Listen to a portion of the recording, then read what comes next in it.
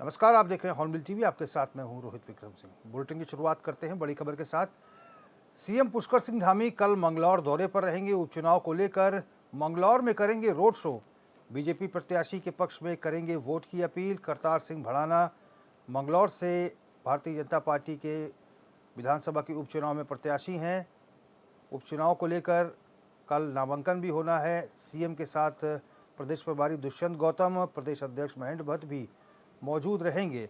तो कल बड़ा दिन है चुनाव के लिहाज से। कल नॉमिनेशन है। मंगलौर सीट पर सीएम कल रोड शो करेंगे। करतार सिंह भड़ाना के पक्ष में वोट की अपील करेंगे।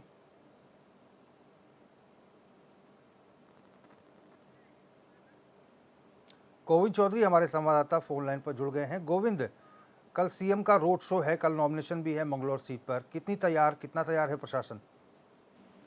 बिल्कुल, देखिए रोहित, कल जो है बद्रीनाथ और मंगलौर विधानसभा सीट पर उपचुनाव के लिए जो भाजपा प्रत्याशी हैं या कल यानी 20 जून को नामांकन यहाँ पर अपना अपना करेंगे। और खासकर इस अवसर पर जिस तरह से मुख्यमंत्री पुष्कर सिंह धामी हैं, प्रदेश पार्टी प्रभारी जो दुष्यंत गौतम हैं, और इसके अलावा जो प्रदेश अध्यक्ष महेंद्र भट्ट चुनावी सभा को यहाँ पर संबोधित करेंगे। बद्रीनाथ सीट पर विधायक से इस्तीफा देकर जिस तरह से भाजपा में जो राजेंद्र हैं वो भंडारी, उनको यहाँ पर भाजपा ने अपना प्रत्याशी बनाया है। अगर मैं मंगलौर की बात करूं तो मंगलौर सीट पर उत्तर प्रदेश और हरियाणा के जो विधायक रहे करतार सिंह भड़ाना, उसको भाजपा ने यहाँ पर अपना अपना प्रत्याशी यहाँ पर बनाया है। हालांकि बद्रीनाथ सीट पर जिस तरह से जो भाजपा के प्रत्याशी राजेंद्र भंडारी और कांग्रेस से जो उम्मीदवार यहाँ लखपत बुटेला को यहाँ पर कांग्रेस ने अपना प्रत्याशी बनाया, यानी कि आमने सामने दोनों ही प्रत्याशी हैं।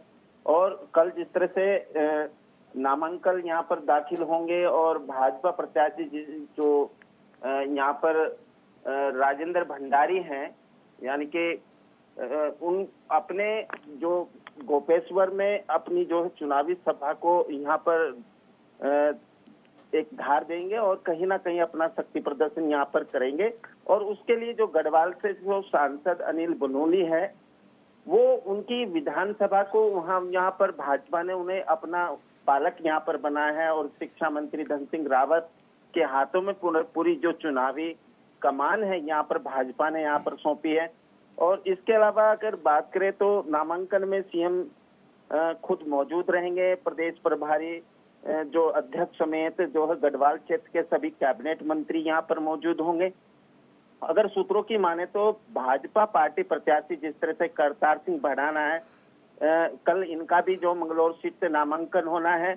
और सबसे बड़ी बात यह है रोहित की मुख्यमंत्री सबसे पहले उनके कार्यक्रम में यहाँ मंगलौर में शामिल होंगे। और जिस तरह से यहाँ पर रोड शो करेंगे, रोड शो मंगलौर से रुड़की रोड पर यहाँ पर होने वाला है। हालांकि अभी तक कार्यक्रम की जो रूपरेखा, जो समय है, वो अभी तक हम तक नहीं पहुंचे हैं। लेकिन सीएम के कार्यक्रम के बाद जिस तरह से रोड शो होगा, रोड शो के बाद यहाँ पर एक बड़ी जनसभा को यहाँ पर संबोधित करेंगे। और जिस तरह से भाजपा ने अब दोनों ही विधानसभा सीटों पर, बद्रीनाथ और मंगलौर विधानसभा पर जिस तरह से 40 स्टार प्रचारकों को यहाँ पर उतारा है, कहीं ना कहीं एक बड़ी रणनीति है। और कहीं ना कहीं मंगलौर सीट पर अधिकतर फोकस यहाँ पर रहने वाला है रोहित। अच्छा, क्या लगता है गोविंद की चूंकि सत्ता में तो भारतीय जनता पार्टी है और अगर सीएम खुद जा रहे हैं कल रोड शो करने, नॉमिनेशन भी मौजूद रहेंगे, तो ये फैक्टर कितना प्रभाव डालेगा कि सत्ता में तो भाजपा है तो जनता भाजपा को ही, भाजपा के प्रत्याशी को ही वोट दे ताकि विकास की जो चीज़ें हैं वो धरातल पर उतर सके मंगलौर में। वहीं इसके उलट अगर लोकसभा के चुनाव की अगर हम बात करें तो मंगलौर सीट पर कांग्रेस बढ़त में थी, कांग्रेस को ज़्यादा वोट मिले थे बीजेपी से। क्या लग रहा है, सीएम की मौजूदगी कुछ प्रभाव डाल पाएगी या मुकाबला जो है कांटे का रहेगा इस बार? देखिए रोहित, बड़ा ही रोमांचक मुकाबला अब की बार जो है उपचुनाव में देखने को मिलेगा। सबसे बड़ी बात यह है कि जिस तरह से मंगलौर अगर सीट की बात करें तो एक रोमांचक मुकाबला होने वाला है। बद्रीनाथ सीट की बात करें चाहे हम, तो उस पर भी एक रोमांचक मुकाबला यहाँ होने वाला है, क्योंकि जिस तरह से कांग्रेस के जो विधायक राजेंद्र भंडारी रहे, उन्होंने इस्तीफा देने के बाद भाजपा का यहाँ पर दामन थामा है। हालांकि भाजपा ने उन्हें ही प्रत्याशी बनाए, लेकिन सबसे बड़ी बात यह है कि जो उत्तर प्रदेश और हरियाणा के जो विधायक रहे, इन्होंने भी जो भाजपा का यहाँ पर दामन थामा। तो जिस तरह से करतार सिंह भड़ाना को यहाँ पर हालांकि पूर्व में ही इनका नाम घोषित कर दिया गया था और उनको यहाँ पर मंगलौर सीट से प्रत्याशी बनाया गया है, लेकिन जिस तरह से अगर बात मंगलौर विधानसभा सीट की करें तो जब से राज्य का गठन हुआ थी, यानी कि जब से राज्य अलग हुआ है और राज्य बना है, तो कहीं ना कहीं मंगलौर विधानसभा सीट पर 4 बार जो है बसपा ने यहाँ पर अपनी जीत दर्ज की है और 1 बार कांग्रेस ने। तो अगर लोकसभा की बात करें तो लोकसभा चुनाव के दौरान जो है कहीं ना कहीं यहाँ पर जो कांग्रेस को बढ़त मिलती जरूर नजर आई है, क्योंकि अगर भाजपा की बात करें तो भाजपा के पाले में उतना वोट बैंक यहाँ पर देखने को नहीं मिला। लेकिन जिस तरह से अब भाजपा अपनी जीत का दावा दोनों ही इस उपचुनाव में कर रही है, क्योंकि एक बड़ी बढ़त यहाँ पर बनाने की तैयारी में है। और कहीं ना कहीं जिस तरह से बड़ी रणनीति भाजपा की यहाँ देखी जा सकती है, क्योंकि 40 स्टार प्रचारकों को जो इस उपचुनाव में यहाँ पर लगा है।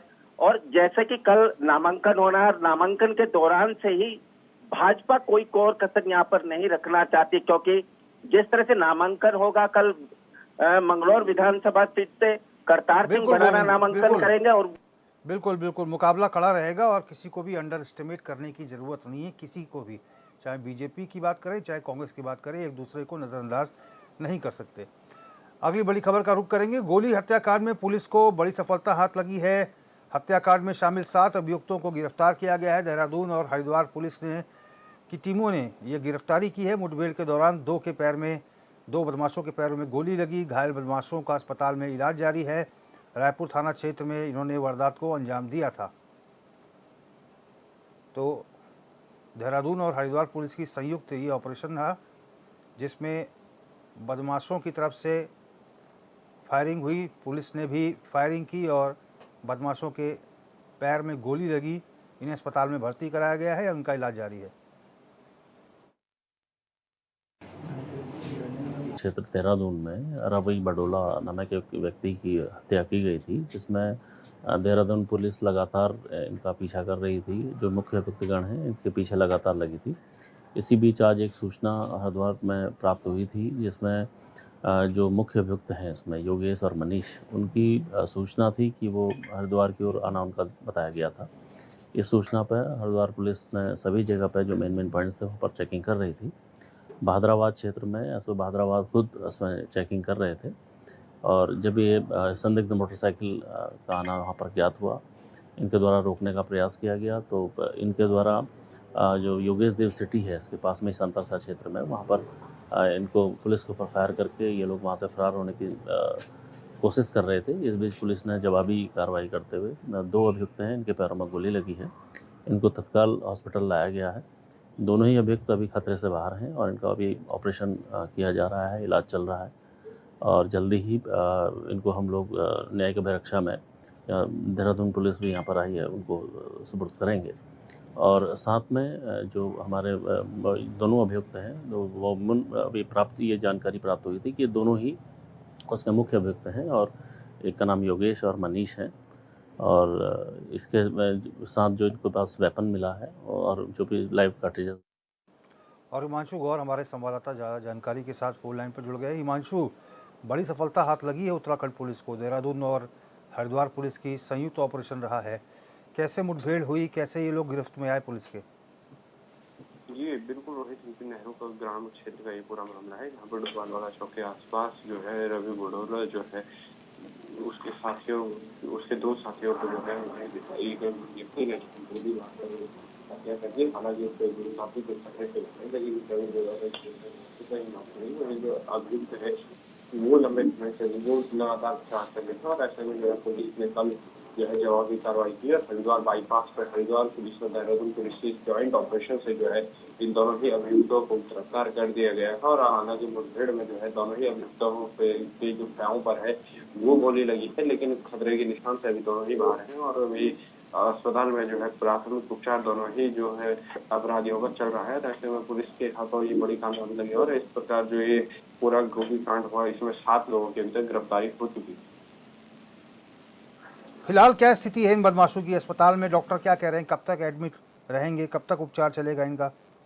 जी बिल्कुल रोहित, क्योंकि ये दोनों ही जो अपराधी है वो अभी खतरे के निशान पे बाहर है। ऐसे में लगातार जिनके स्वास्थ्य उपचार हुए, ऑपरेशन के माध्यम से गोली निकालने का काम हो, वो लगातार जारी है और खतरे के निशान पे बिल्कुल अभी दोनों अपराधी बाहर हैं। और जिस प्रकार जब भी स्वास्थ्य लाभ लेकर जो स्वस्थ होंगे तब जाके इनसे आगे की कार्रवाई होगी और आगे की पूछताछ जो है दोनों ही अपराधियों से होगी। चलिए हिमांशु, बहुत बहुत धन्यवाद तमाम जानकारी के लिए। राज्य में उपचुनाव होने हैं। बीजेपी कांग्रेस चुनाव को लेकर पूरी तरह से तैयारी कर रहे हैं। कांग्रेस की चुनाव को लेकर क्या कुछ तैयारी है, इसी को लेकर हॉर्नबिल टीवी ने खटीमा विधायक भुवन कापड़ी से खास बातचीत की।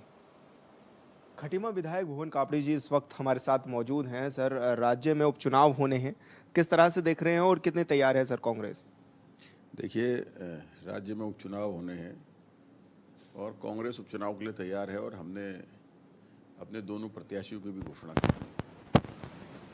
हमारे मंगलौर से पूर्व विधायक काजी निजामुद्दीन, जो कि कांग्रेस के राष्ट्रीय सचिव भी हैं और पिछली बार महज 400-450 वोट से चुनाव हारे थे, और बद्रीनाथ विधानसभा से लखपत बुटोला, जो जिला पंचायत के पूर्व उपाध्यक्ष हैं और क्षेत्र में काफ़ी मजबूत पकड़ रखते हैं। तो इन दोनों के नामों को सर्वसहमति से तय किया गया है और उन जगहों पर पर्यवेक्षक भेजकर बातचीत कर इन नामों पर चर्चा कर फिर इसको तय किया गया है। तो दोनों प्रत्याशी मजबूत हैं और नामों की घोषणा के बाद कार्यकर्ताओं में उत्साह है। तो क्या लग रहा है कि जो 2 विधानसभा हैं, किस तरह से आप जीत का भी दावा कर रहे हैं? क्योंकि ये भी कहा जा रहा था कि जिस तरह से अभी आपके एक कैंडिडेट तो भाजपा में शामिल हो गए, राजेंद्र भंडारी, तो उसके लिए बाद कुछ दिक्कतें लग रही हैं बद्रीनाथ सीट पर? देखिए, राजेंद्र भंडारी जी को क्षेत्र की जनता ने कांग्रेस के प्रत्याशी के रूप में विधायक चुनकर विधानसभा भेजा। अब जिस देवतुल्य जनता ने उनको कांग्रेस के प्रत्याशी के रूप में चुना, तो उन्होंने उस जनता के साथ छलावा किया है, धोखा किया है। बद्रीनाथ के विधानसभा के साथ जो है धोखा किया है। इसलिए मेरा ये मानना है कि निसंदेह क्षेत्र में उनके प्रति रोष है, लोग नाराज हैं। तो जनता जो है कि उत्तराखंड की पढ़ी लिखी है और वो ज़रूर सबक सिखाएगी कि कोई भी नेता हो, किसी दल में हो, कम से कम 5 वर्ष का कार्यकाल तो जो जनता ने उसे दिया वो पूरा करना चाहिए। बीच में ही दल बदल जैसी घटनाएं जो राजनीति को भी और क्षेत्र की जनता के विश्वास को भी कमज़ोर करती हैं। तो इसका खामियाजा निश्चित जो है कि राजेंद्र भंडारी जी को भुगतना पड़ेगा। मंगलौर भाई साहब एक ऐसी सीट है जिस पर आज तक बीजेपी कभी खाता नहीं खोल पाई, या तो वो कांग्रेस के पास रही है या फिर बसपा के पास वो सीट रही है। तो क्या इस बार उम्मीद है कि आप ही लेकर के आ रहे हैं वो सीट?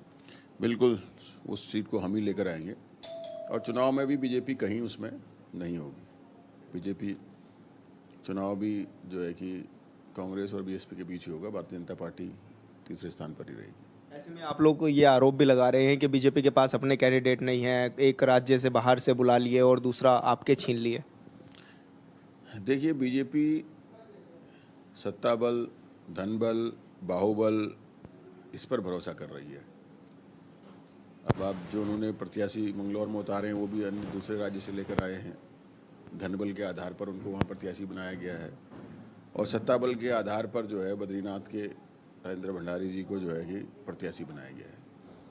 तो देखिए, सबसे बड़ा है जनबल, जो है कि लोकतंत्र में सबसे बड़ा है जनबल। जनता का बल जिसके साथ होता है वही राज करता है और जनता के लिए जो काम करता है वही राज करता है। तो निश्चित ही जनबल कांग्रेस के साथ रहेगा। अच्छा, लगातार बीजेपी एक ये भी आपको घेरने का काम करती है कि लोकसभा के जब इलेक्शन हुए तब भी आपने कैंडिडेट्स काफ़ी लेट मैदान में उतारे और इस बार भी बीजेपी ने भी काफ़ी पहले उतार दिया, बसपा ने भी अपने कैंडिडेट उतार दिया, और कांग्रेस पीछे क्यों रह जाती है भाई साहब?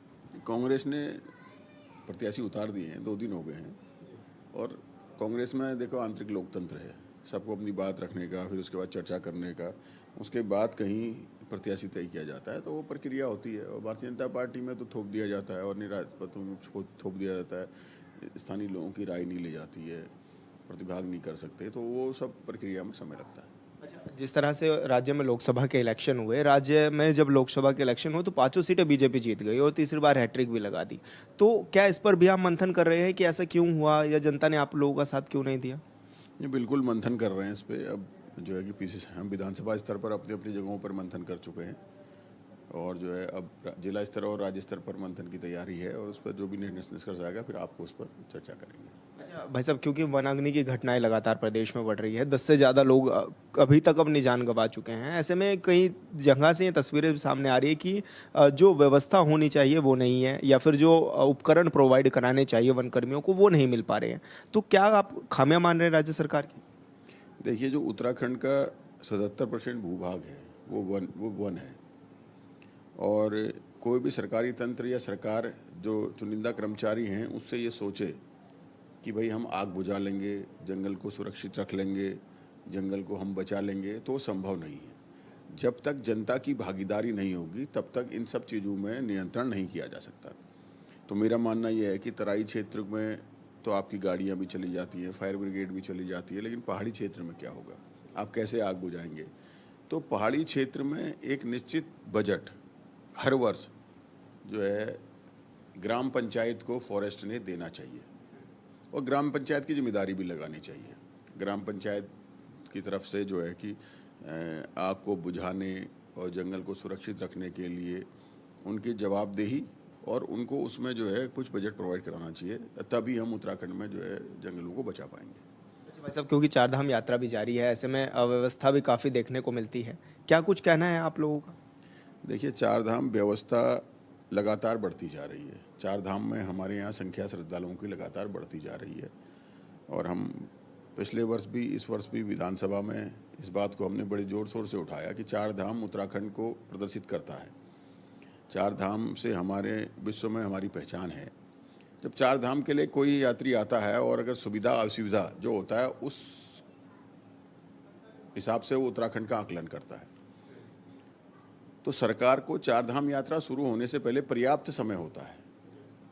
चारधाम यात्रा शुरू होने से पहले 6 महीने करीब हमारे पास समय रहता है। उस समय पर हमने ये सारे कार्यों को करना चाहिए कि भाई चारधाम यात्रा को हम कैसे जो है आसानी से चला सकें, कैसे यात्रियों को हम सुविधा दे सकें, कैसे जो पर्यटक बाहर से आ रहे हैं उसको किसी परेशानी का सामना न करना पड़ सके। इस पर सरकार को गंभीर चिंतन करना चाहिए, लेकिन सरकार बिल्कुल भी गंभीर चिंतन नहीं करती। अभी जो लोग आए हुए हैं तो अधिकांश लोग 4-4, 6-6, 8-8 घंटे जाम में फंसे हैं। कई लोगों ने रजिस्ट्रेशन कराया, संख्या बढ़ गई, उन्हें जाने नहीं दिया गया। कई लोग गए तो दर्शन में असुविधा हुई, कई लोग गए तो किसी को हेलीकॉप्टर का टिकट नहीं मिल पाया, किसी को होटल नहीं मिल पाया, आगे पीछे कर दिया, तो वो काफ़ी असुविधा का सामना करना पड़ा। चारधाम से हमारे प्रदेश की पहचान के साथ साथ हमें जो है राजस्व भी प्राप्त होता है और हमारे लोगों को रोजगार भी प्राप्त होता है। अगर हम कहें तो गढ़वाल जो है चारधाम के नाम के कारण ही गढ़वाल में जो रोजगार है, जो व्यापार है और रोजगार स्थिति मजबूत है, वो चारधाम उसका मुख्य स्रोत है।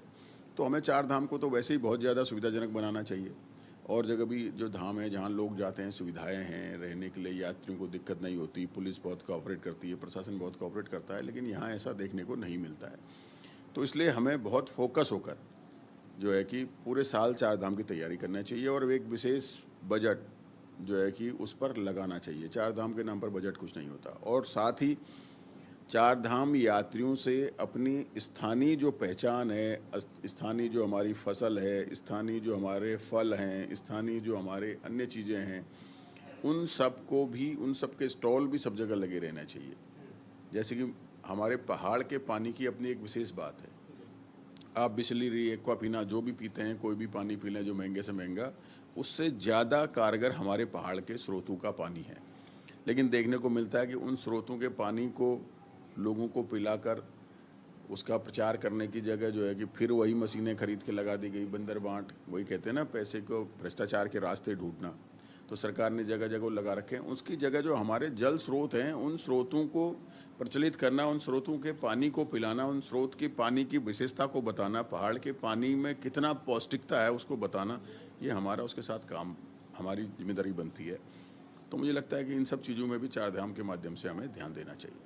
साहब, मेरा एक सवाल ये है कि एक तरफ तो सरकार विकास के नाम पर, सड़कों को बिछाने के नाम पर पेड़ ताबड़तोड़ तरीके से काट रही है, गर्मी भी बहुत ज़्यादा बढ़ रही है। और दूसरी तरफ वहीं उद्यान विभाग ने 70 करोड़ के पेड़ भी खरीदे, जो कि घोटाले का विषय भी है। कोर्ट ने भी उसमें कह दिया है कि सीबीआई जांच होगी। किस रूप में आप इन दोनों ही मामलों को देख रहे हैं? देखिए, सरकार भ्रष्टाचार पर संलिप्त है, ये तो हमें साफ साफ दिखाई पड़ता है, इसको हम हमेशा बोलते भी रहते हैं। अब देखिए, कोर्ट को कहना पड़ रहा है सीबीआई जांच कराए, जो जिम्मेदारी सरकार की होती थी, और उसके बाद भी सरकार क्या एक्शन लेती है, ये बड़ा सोचनीय विषय है। रही बात जंगल काट कर सड़कें बनाना, देखिए सड़कें आवाजाही के लिए ज़रूरी हैं। अगर हम संपर्क से नहीं जोड़ेंगे लोग, तो लोग पहाड़ों पर या कहीं अन्य जगह पर कैसे रुकेंगे? विकास के लिए सड़कों का होना बहुत अनिवार्य है। हाँ, लेकिन जहाँ पेड़ काटे जा रहे हैं उसके एवज में दूसरी जगह पर 4 गुने 5 गुने पेड़ लगाए जाने चाहिए। इसको भी सरकार ने गंभीरता से लेना चाहिए। धन्यवाद सर, हॉर्नबिल टीवी से बात करने के लिए। तो आप भुवन कापड़ी जी को सुन रहे थे, जो कि तमाम विषयों पर हमसे बातचीत कर रहे थे। हॉर्नबिल टीवी के लिए देहरादून से विशाल गर्ग। मौसम विभाग के मुताबिक प्रदेश भर में आज से मौसम अपना मिजाज बदल सकता है। प्रदेश के कई जिलों में बारिश तूफान को लेकर ऑरेंज अलर्ट जारी किया गया है। मौसम विभाग के मुताबिक देहरादून समेत पौड़ी, हरिद्वार, उधम सिंह नगर, नैनीताल और चंपावत जिले में तेज आंधी के साथ बारिश होने के आसार हैं। उत्तरकाशी, रुद्रप्रयाग, चमोली, बागेश्वर और पिथौरागढ़ जिले में तेज गर्जन के साथ ही बारिश और तेज हवाएं चलने की संभावनाएं हैं।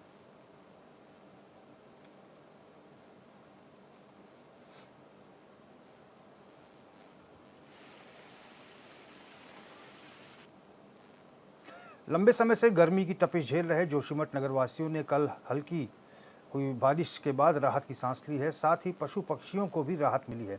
दोपहर बाद हुई ठंडी हवाओं के साथ हल्की बारिश की बौछारों ने नगरवासियों को चिलचिलाती गर्मी से निजात दिलाई। तो वहीं दूसरी ओर वनाग्नि के साथ ही गर्मी की दोहरी मार से परेशान पशु पक्षियों को भी बारिश से राहत मिली है।